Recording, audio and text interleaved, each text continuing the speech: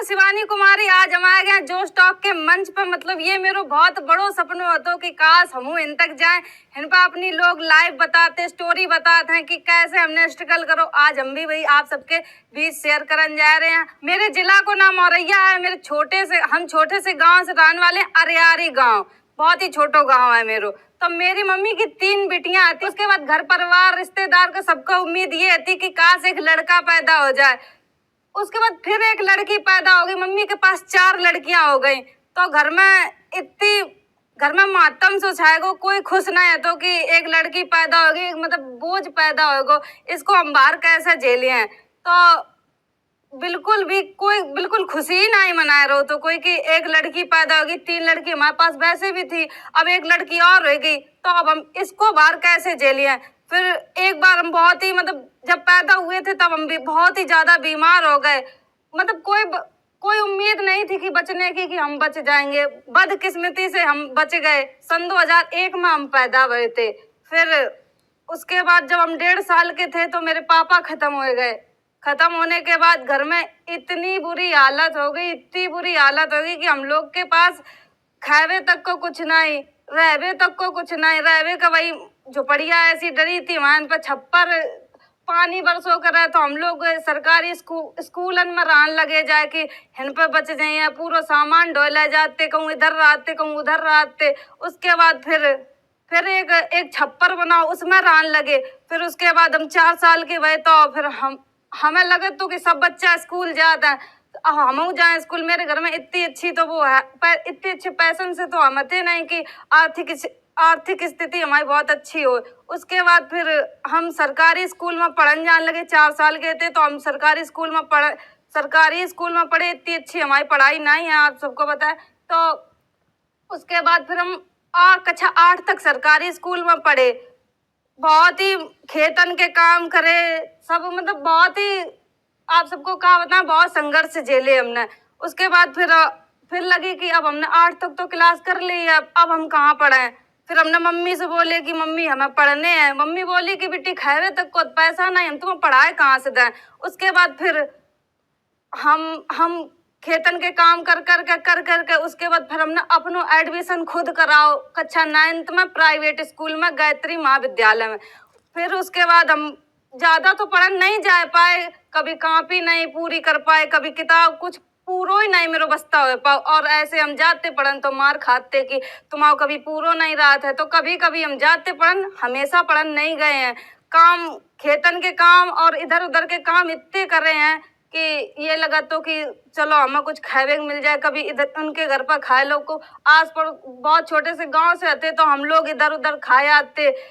कोई दे दे तो खा लेते, काऊ काम कर दो, काऊ को झाड़ू लगा दी, पोछा कर दो तो मिल जात। तो उसके बाद फिर खेतन एतन को काम कर लेते। पापा खत्म होने के बाद बहुत ही बुरी हालत होगी, कोई घर को संभालन वालों नहीं है। तो मम्मी मेरी नर्सिंग होम, एक औरैया में प्रार्थना नर्सिंग होम है, उसको ना वहाँ में काम करने लगी। 500-600 रुपया मिल जाते मम्मी का महीना के सो। तो उसमें बताओ घर 4 लड़कियां कैसे पालें। लड़कियां भी बड़ी हो रही थी। अब जिसके सर पर बाप को हाथ, भैया को हाथ, कोई को ना हो, तो बहुत ही गंदी नजर से लोग देखने लगे थे कि इनकी लड़कियां जवान हो रही हैं, कहाँ से जे का करे हैं। तो बहुत ही बुरी तरीके से लोग देखने लगे थे। फिर उसके बाद हम इतने अच्छे, मेरी बहन कोई भी पढ़ी नहीं थी, कोई भी नहीं पढ़ो, तो सिर्फ हम उस जगह थोड़े बहुत पढ़ रहे थे। हम ही ने जितो पढ़ो हम ही पढ़े हैं, बाद बाकी मेरी बहन है कोई भी नहीं पढ़ी। उसके बाद फिर मम्मी ने जैसे तैसे खेत थे मेरे पास थोड़े, उनको रखा पटती पे, बलकट पे। तो उनसे मम्मी ने एक दीदी की शादी कर दी। शादी के बाद फिर एक दीदी तो चली गई, उसके बाद फिर 3 बहनें बची। 3 बहनों के बाद फिर हमने अपनी पढ़ाई थोड़ी बहुत करी है। उसके बाद फिर हम कबू स्कूल जैसे जाते तो कभी पूरा काम करो, घर को सानी चारों भैंसन को काम करके पूरा। फिर यू नहीं होता कि हम 2 पराठे लेकर स्कूल चले जाएं, ऐसे ही चले जाते स्कूल से जब वापस आते छुट्टी होती, उसके बाद हम खाना बना कर खाते। दीदी मतलब औरैया मम्मी के साथ रहने लगी, हम एक दीदी दोनों लोग घर पे ही रहते बस।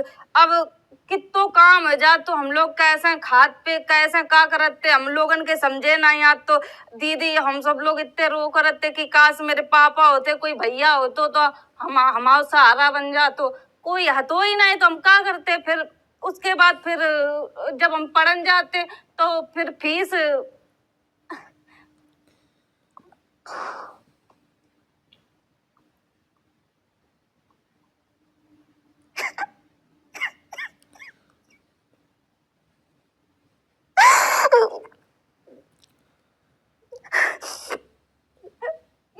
जब हम पढ़न जाते तो मास्टर बोले कि तुम्हारे पास फीस नहीं है तो हम तुम्हें कैसे पे नाइन्थ तो हमने जैसे तैसे गुजार दी। जब हाई स्कूल के पेपर आए उसके बाद हमने कही कि सर जी हम पढ़ लें दो मेरे घर पे पैसा ऐसा नहीं हम तुम्हें इकट्ठे करके दे दिए। तो सर जी बोले ऐसे कैसे हम तुम्हें पेपर दे लेंगे। फिर हमने जैसे तैसे करके मम्मी से कही कि मम्मी सर जी फीस मांग रहे हैं हम कहाँ से पढ़े पेपर नहीं देने दे रहे हैं।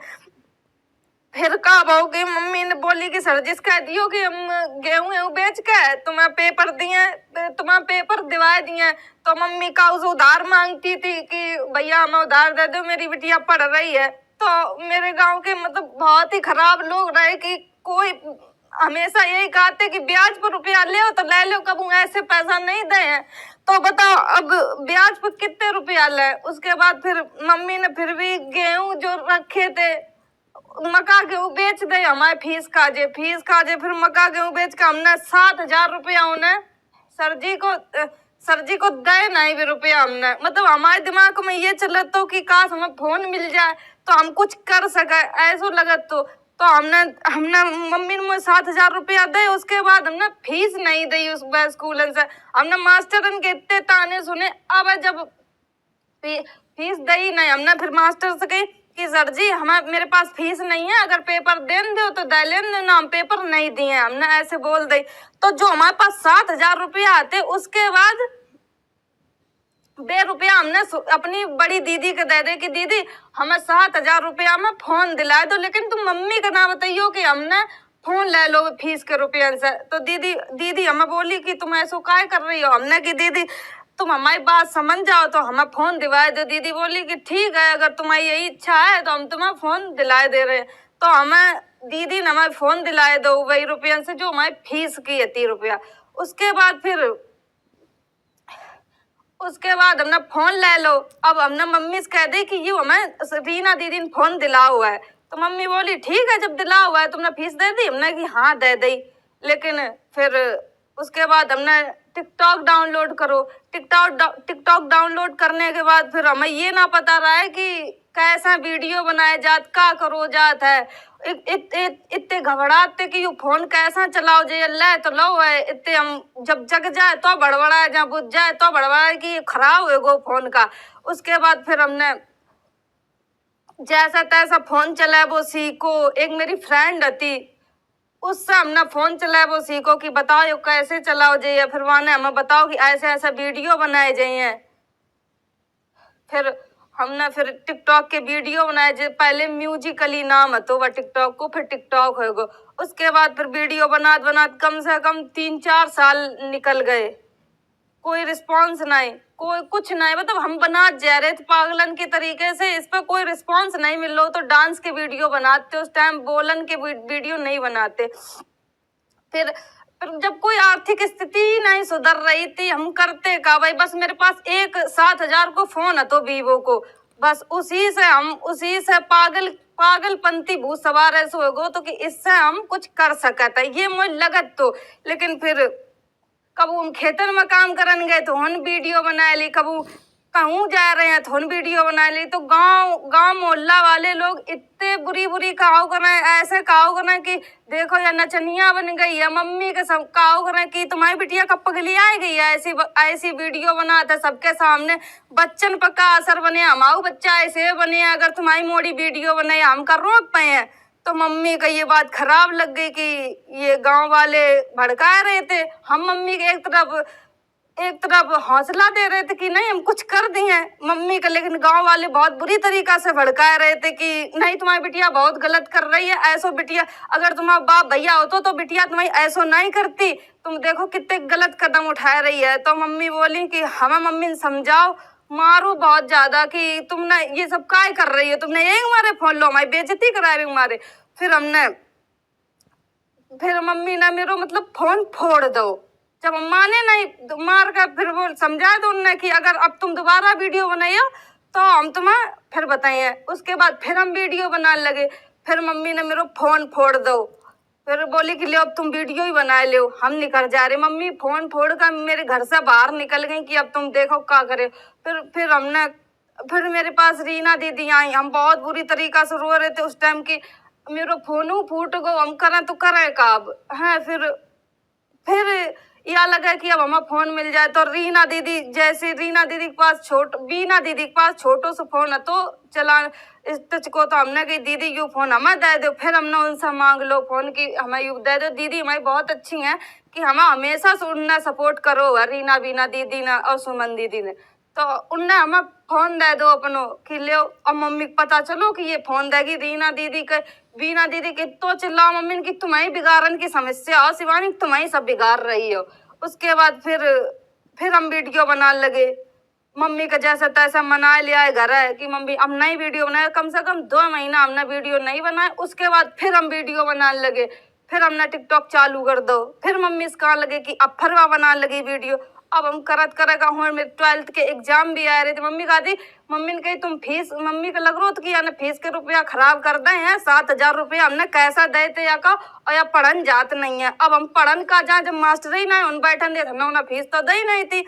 तो उसके बाद 12th के पेपर आए, पेपर तो हमने जैसे तैसे उसी दिन जाते जिस दिन पेपर बहु उसी दिन गए, तो मास्टर ने भगाओ नहीं, चिल्लाते जब हम पहले जाते तो चिल्लाते, अगर उस दिन गए जिस दिन पेपर हो तो तब नहीं चिल्लाने। तो फिर हमें पेपर दे लेने, हमने 12th हाई स्कूल के दोनों पेपर कंप्लीट कर दे। उसके बाद फिर आ था कि फिर हम वीडियो बनाने लगा था। फिर हम जैसे कि मजूरी के रुपया मिले थे, तो हम मेरे घर में ऐसी स्थिति थी कहूँ के पास चप्पल ना जूता कुछ नहीं, ऐसे नंगे पैन घूमत रहते गांव में, कुछ नहीं है तुम्हारे लोगन के पास। तो फिर हमने कही दीदी हमें रुपया मिले है 200 रुपया की, हम बताओ उनकी चप्पल खरीद लाए। तो दीदी बोली कि तुम्हें मिले हैं तो ले आओ जाए है। तो हमारे मेरे घर के बगल में, मेरे घर के पास में एक बाजार लगा था, तो हमने उनके सबके पूरे घर की चप्पल खरीद ली।